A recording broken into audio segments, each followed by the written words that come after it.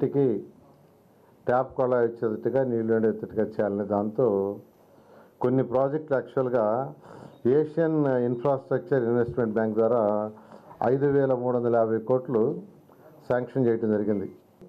అయితే గత ప్రభుత్వం 5 సంవత్సరాల్లో కలిసి దాంట్లో ఖర్చు పెట్టింది అంటే 5,350 కోట్లు ప్రాజెక్ట్ ఇస్తే 5 సంవత్సరాలు అయిపోయేటప్పటికి దాంట్లో ఖర్చు పెట్టింది కేవలం 429 కోట్లు మాత్రమే.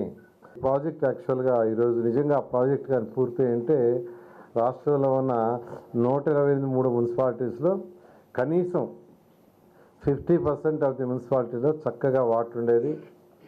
అమృత్ 3,362 కోట్లు అప్పుడు శాంక్షన్ అయింది.